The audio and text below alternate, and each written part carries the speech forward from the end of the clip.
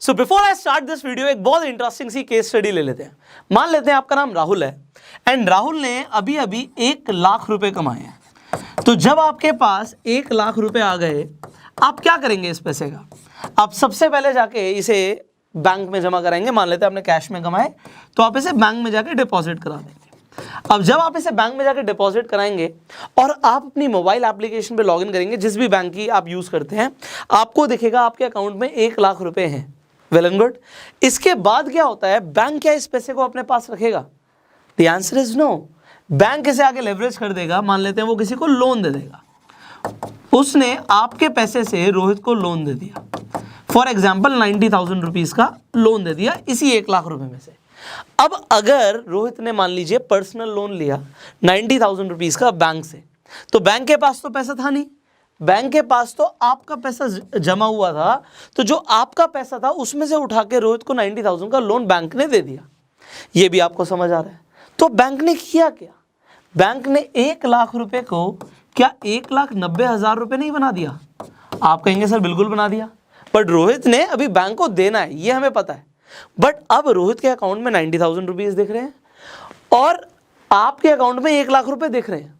But अभी यहां पे एक इंटरेस्टिंग चीज क्या है, अगर राहुल जैसे अभी जितने भी लोग इस वीडियो को देख रहे हैं, हम अभी बैंक में पहुंच जाएं और बोले हमारे अकाउंट में जो भी बैलेंस दिख रहा है, चाहे 1 रुपए दिख रहा है, चाहे 1 लाख रुपए दिख रहा है, चाहे 1 करोड़ रुपए दिख रहा है, आप हमें हमारा पैसा दे दो, हमें कैश में वो पैसा चाहिए।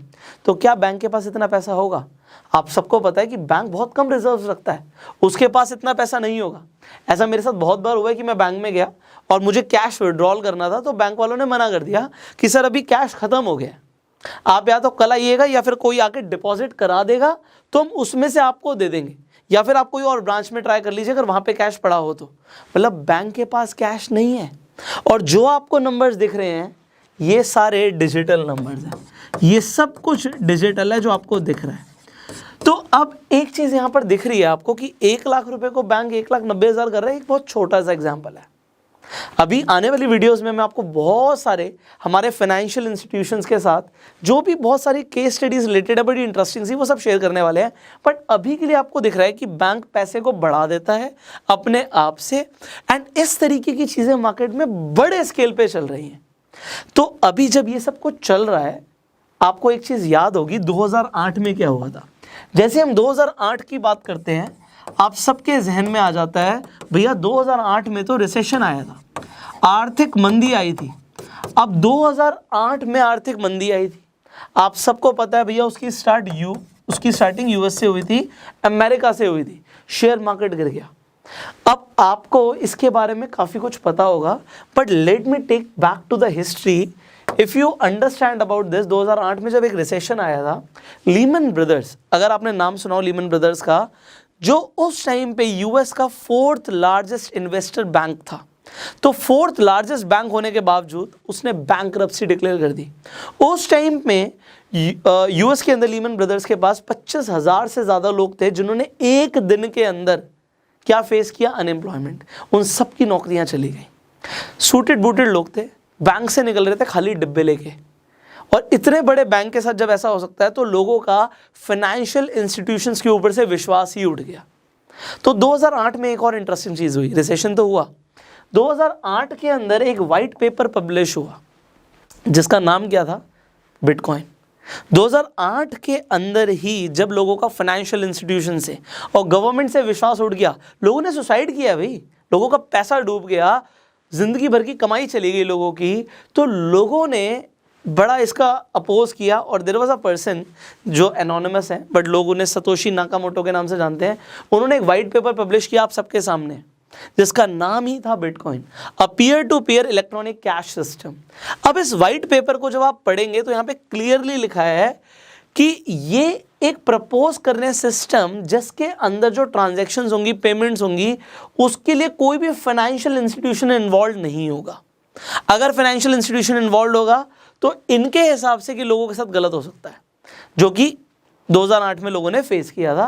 तो इन्होंने पूरा एक वाइट पेपर पब्लिश किया जिसमें इंट्रोडक्शन, ट्रांजैक्शंस किस तरीके से होंगी, ट्रांजैक्शंस के लिए जो भी ओनर होगा बिटकॉइन का उसके पास एक पब्लिक की होगी, एक प्राइवेट की होगी, हैश जो कोडिंग होगी वो हैश के फॉर्म में होगी। सो पूरा एक स्ट्रक्चर यहाँ पे आपको वाइट पेपर के थ्रू दिखेगा जो उस टाइम पे प्रपोज किया गया, लोगों को इंसेंटिव्स किस तरीके से मिलेंगे, तो एवरीथिंग वाज देयर। किस तरीके से ये जो कंसेप्ट है ये एक रेवोल्यूशन की तरह मार्केट में इंट्रोड्यूस हो सकता है। तो 2008 में से सिर्फ प्रपोज किया गया तो लोगों के सामने एक नई चीज का जन्म होना शुरू हुआ। बट 2008 के अंदर बिटकॉइन की वैल्यू जो थी वो थी 0।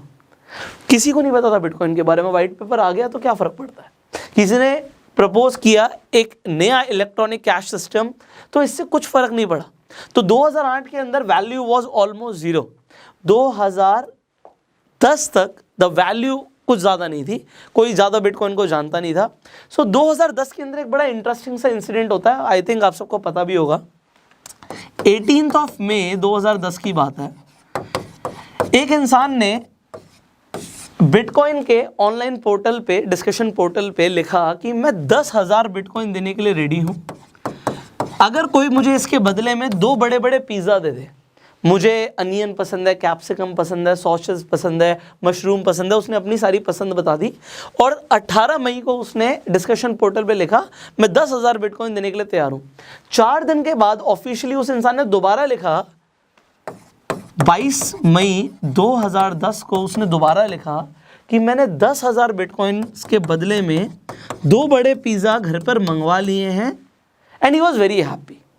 बट लोगों को लगता है भैया इतने महंगे पिज़्ज़ा, क्योंकि आज आपको पता है 2021 में जहाँ पे बिटकॉइन का प्राइस 50 लाख को पार कर गया, तो 50 लाख इंटू 10,000, आज भी अगर आप बिटकॉइन का प्राइस देखेंगे ऑलमोस्ट 33-34 लाख रुपए है। तो if you will just multiply by 10,000 तो बड़े महंगे पड़े ना पिज़्ज़ा। तो इस दिन को ऑफिशियली बिटकॉइन पिज़्ज़ा डे के नाम से जाना जाता है। अब बात यहाँ पर ये आती है कि यहाँ तक तो आपको हो सकता है समझ आ रहा हो, 2010 तक उसकी वैल्यू नहीं थी।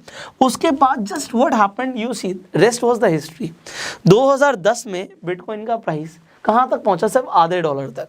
2011 में ही 1 से 10 डॉलर हो गया, मतलब फरवरी में बिटकॉइन का वैल्यू था $1 और अगर आप सितंबर तक की बात करें तो $10 तक पहुँच गया। देन 2012-13 के अंदर $600, 14-15 के बीच में फ्लक्चुएट करता रहा, 16 में $1,000 पहुंच गया। कहाँ पे हम बात करें, 2011 फरवरी में $1 था, तो 11 से 16 के बीच में 1,000 गुना बढ़ गया। बहुत बड़ी बात लग रही है ना, अभी बात खत्म नहीं हुई। 2017 में $19,000, बट अगर हम अभी की बात करें 2021 के अंदर इसने हद पार कर दी। 2021 के अंदर बिटकॉइन जो 2011 में कितने का था, सिर्फ $1 का था, 2021 के अंदर ये $60,000 को पार कर जाता है। अच्छा, मेरा सवाल है यहाँ पे, आपको क्या लगता है 2031 तक बिटकॉइन की वैल्यू क्या होगी? यहाँ पे 2 तरीके के लोग हैं, एक कहेंगे बहुत ज़्यादा हो सकती है, कितनी हो सकती है वो नीचे कमेंट कीजिए। कुछ कहेंगे हो सकता है 2031 तक बिटकॉइन रहे भी ना। सो दोनों ही तरीके के लोग हैं यहाँ पे ऑनलाइन ऑडियंस में। अब आपको क्या लगता है, that's a question mark and you can tell your views in the comments. And आप ये जरूर बताइएगा, अगर आप ये कहते हैं जी $1 मिलियन हो जाएगी तो क्यों होगी, और अगर आपको लगता है कि हो सकता है 0 हो जाए तो क्यों होगी। सो आप जो भी लिखने वाले हैं उसके साथ क्यों का जवाब जरूर दीजिएगा, लोगों को पढ़कर बड़ा मजा आएगा। So now there are 2 category of people. हमने अपने कम्युनिटी वॉल में लोगों से पूछा कि बिटकॉइन का आपको क्या लगता है, आपके विचार क्या है बिटकॉइन के बारे में, इज इट द फ्यूचर और ये बेकार है। एंड ज़्यादातर लोगों ने बोला इट इज़ अ फ्यूचर। सो अगर आप लोगों को लगता है it is a future, it is a future of currency, क्योंकि देखो आपको मीडियम ऑफ एक्सचेंज चाहिए। बहुत हज़ारों साल पहले चले जाएं हम तो पहले बार्टर होता था। बार्टर का मतलब क्या था कि भैया मेरे पास दाल है, आपके पास चावल है, तो आप मुझे चावल दे दीजिए, मैं आपको दाल दे दूंगा। इस तरीके से लोग बार्टर करते थे। बट यहाँ पर क्या है कि मुझे भी चावल चाहिए हो तभी मैं दाल दूंगा। तो कोइंसिडेंस ऑफ वांट्स था। आज आप मान लीजिए आप BMW खरीदना चाहते हैं और मेरे पास बहुत सारे जूते पड़े हुए हैं मेरी दुकान में, तो अब अगर बार्टर ही हम करेंगे तो आप मुझे शायद BMW के बदले में आप मेरे से जूते ना लें। तो अगर आपको जूतों की ज़रूरत नहीं है तो आप नहीं लेंगे। बट अगर बीच में एक मीडियम ऑफ एक्सचेंज आ जाएगा जिसे हम करेंसी बोलते हैं। अब जब ये करेंसी की शुरुआत हुई तो स्टार्टिंग में भेड़ बकरी गाय भैंस, इसके बदले में लोग बार्टर की जगह इसे मीडियम ऑफ एक्सचेंज यूज़ करते थे, कैटल्स को। फिर शेल्स यूज़ हुए, फिर प्रीशियस मेटल्स के कॉइन्स आए, उसके बाद हमारी करेंसी सामने आई जो आज आप नोट यूज़ करते हो। पहले ये बैक्ड बाय गोल्ड थी, बट अब ये गोल्ड के हिसाब से नहीं चल रही है। मतलब अगर गवर्नमेंट के पास जितना पहले गोल्ड था वो उतने नोट छाप सकते थे, अभी ऐसा नहीं है, गवर्नमेंट जितने चाहे उतने नोट छाप सकते हैं। अब इससे क्या हुआ आप सबको पता है, आप सबको जिम्बाब्वे की केस स्टडी के बारे में पता है कि उनकी पूरी करेंसी कोलैप्स हो गई। आपको वेनेजुएला के बारे में पता है, पूरा करेंसी सिस्टम उनका कोलैप्स हो गया। सो अब अगर हम करेंसी हम जो यूज़ कर रहे हैं वो बैक्ड बाय गोल्ड नहीं है, और सिर्फ गवर्नमेंट पे ट्रस्ट करके और फाइनेंशियल इंस्टीट्यूशंस पे ट्रस्ट करके हम उस करेंसी को यूज़ कर रहे हैं। जो कोई भी रात में आके बोल सकता है कि आज से जो भी हमारे पास करेंसी या नोट है वो वैलिड नहीं होंगे, तो लोगों को बड़ा रिस्क है। इसीलिए इसे फिएट करेंसी कहते हैं, what ever currency you have in your pockets right now. तो अब ये अगर फिएट करेंसी है और जो हम क्रिप्टो करेंसी की बात कर रहे हैं जो डिसेंट्रलाइज्ड है, अब एक बहुत बड़ी यहाँ से डिबेट शुरू होती है, इनमें से हम ट्रस्ट किस पर करें। एंड यहाँ पे दोनों ही तरीके के बिलीफ सिस्टम है, एज आई टोल्ड यू, लोग इस पर ट्रस्ट करते हैं नहीं करते। बट येस 2031 तक प्राइस क्या होगा ये हम सब सामने एक्सपीरियंस भी करने वाले हैं। और दूसरी चीज एक बहुत बड़ा सवाल भी है, क्योंकि अगर ये 1 मिलियन तक पहुंच गया तो जिन लोगों ने आज की डेट में बिटकॉइन के अंदर इन्वेस्टमेंट किया हुआ है, चाहे एक छोटा ही अमाउंट, और अगर प्राइस बढ़ जाता है तो उनको एक बहुत बड़ा गेन मिल सकता है। They can be very lucky. आज की हमारी जो इस वीडियो के नॉलेज पार्टनर है उनका नाम है CoinDCX। आप CoinDCX की एप्लीकेशन पे जाके, डिस्क्रिप्शन कमेंट बॉक्स में लिंक है, आप डाउनलोड कर सकते हैं CoinDCX की एप्लीकेशन। आप यहाँ पर अपनी KYC कर सकते हैं बहुत ईजिली, अपना बैंक अकाउंट लिंक करके सिर्फ 100 रुपये से आप बिटकॉइन के अंदर और भी बहुत सारी क्रिप्टो करेंसीज के अंदर इन्वेस्टमेंट शुरू कर सकते हैं, और 10 रुपये से आप ट्रेडिंग करना शुरू कर सकते हैं। तो यहाँ पे एक कूपन कोड है पुष्कर 100, जिसे यूज करके आपको 100 रुपये का बिटकॉइन भी फ्री मिलता है। CoinDCX ISO सर्टिफाइड और सारे कंप्लाइंस को फॉलो करते हैं। इसके साथ साथ इनका एक प्लेटफॉर्म है DCX लर्न, जिस पर जाके आप क्रिप्टो करेंसी और ब्लॉकचेन के ऊपर फ्री में अपनी नॉलेज को बढ़ा सकते हैं। अब यहां पे आपको सेफ्टी मिलती है, आपके फंड्स इंश्योर्ड रहते हैं। इनफैक्ट अभी IPL के सीजन के टाइम में इनका एक ऑफर चल रहा है, हैप्पी डेज ऑफर, जिसमें आप लोग 1 लाख रुपए का बिटकॉइन रोज जीत सकते हैं। सो डिस्क्रिप्शन कमेंट बॉक्स में पिन कमेंट में भी आप चेक कर सकते हैं, लिंक है, you can download the app and you can start investing if you trust in bitcoin and crypto currency. Finally आपके क्या व्यूज हैं, जैसे मैंने बोला 2031 तक प्राइस क्या जाएगा, आप कमेंट्स में जरूर बताइएगा एंड आप लिखिएगा क्यों जाएगा उतना, सो जिससे बहुत सारे लोगों को भी नॉलेज मिलेगी। फाइनली आप इस वीडियो को शेयर कर सकते हैं जिससे लोगों को हिस्ट्री ऑफ बिटकॉइन पता लगे, बहुत सारे हिडन सीक्रेट्स हैं जो लोगों को नहीं पता बिटकॉइन के बारे में, वो भी पता लगे। एंड आप इस वीडियो को अपना प्यार देने के लिए लाइक कर दीजिए, फेसबुक पे देख रहे हैं फॉलो कीजिए, यूट्यूब पे देख रहे हैं यू कैन सब्सक्राइब।